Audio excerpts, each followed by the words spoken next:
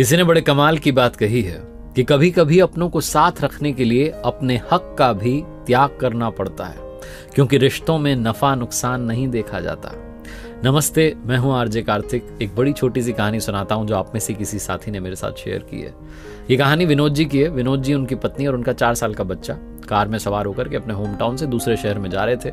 वहां पर इनके किसी रिलेटिव की जो लड़की है उसका बर्थडे था, उसके लिए एक अच्छा सा जो है इन्होंने तोहफा जो है खरीदा था और उसको लेकर के जा रहे थे। कार में सवार थे। जब हाईवे पर इनकी गाड़ी जा रही थी, नदी पर जो पुल बना था, जैसे उसको क्रॉस किया कार ने, इनका बच्चा चिल्लाने लगा, पापा तरबूज तरबूज। उन्होंने पूछा, कहाँ है तरबूज?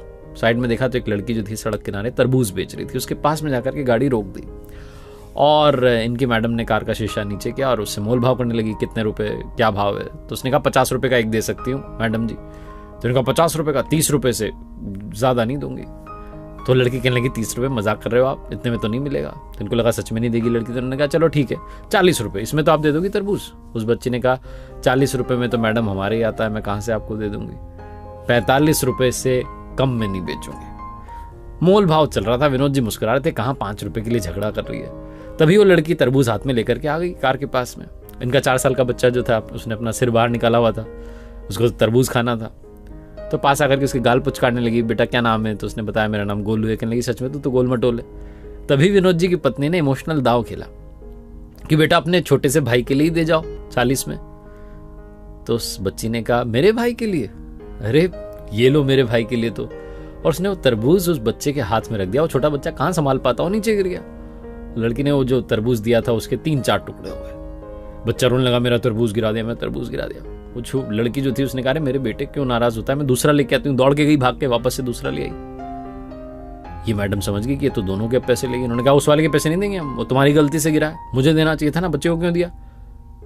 तो उस लड़की ने कहा कि अरे मेरे भाई को दिया था मैंने, तो मुझे लगा कि वो संभाल लेगा। मैं तो एक लाड प्यार में आ गई, अचानक से भूल गई कि छोटा बच्चा है, वो क्या है ना मेरा भाई भी। ऐसा बोल के चुप हो गई।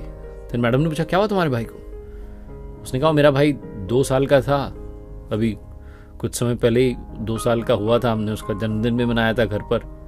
उसके बाद उसे बुखार आ गया, बीमार हो गया, अस्पताल ले जाया तो उससे पहले ही दम तोड़ दिया। रोने लगी। इन्होंने कहा, अरे रोते नहीं। उस लड़की ने कहा, हाँ रो नहीं रही हो आप तो, ठीक है ना, मेरे भैया को ये वाला तरबूज दो, अब की बार आप संभालो। उन्होंने मैडम की तरफ उस लड़की ने बढ़ा दिया। मैडम ने कहा, पर हम तरबूज के 1 के ही पैसे देंगे।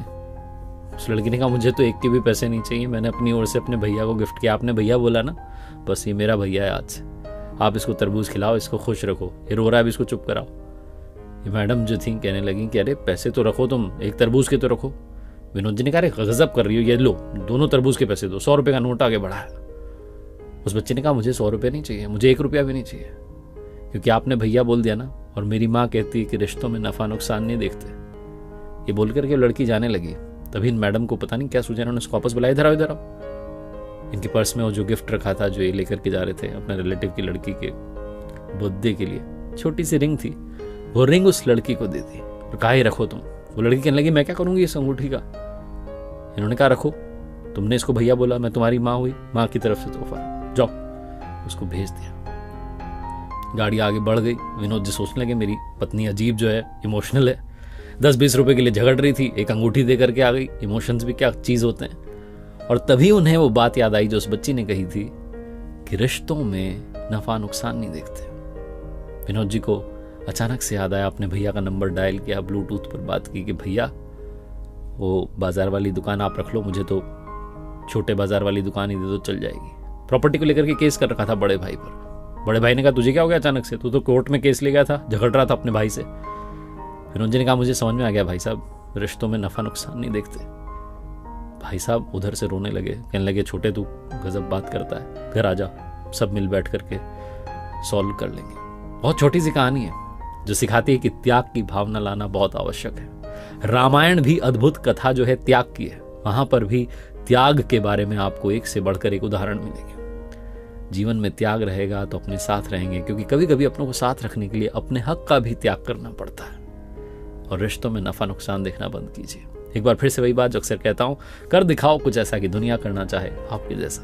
मैंने अपनी ऑफिशियल वेबसाइट लॉन्च की है www.rjkarthik.in, जहां पर 2 कोर्सेज हैं अभी, आप जाकर के देख सकते हैं। पहला स्ट्रेस मैनेजमेंट को लेकर के और दूसरा पर्सनालिटी डेवलपमेंट को लेकर के। दोनों प्री रिकॉर्डेड कोर्सेज हैं, आप जाएं, कोर्सेज देखें। उम्मीद है आपको पसंद आएंगे, आपकी लाइफ में पॉजिटिविटी ऐड करेंगे, आपकी लाइफ में हैप्पीनेस ऐड करेंगे। Thank you so much.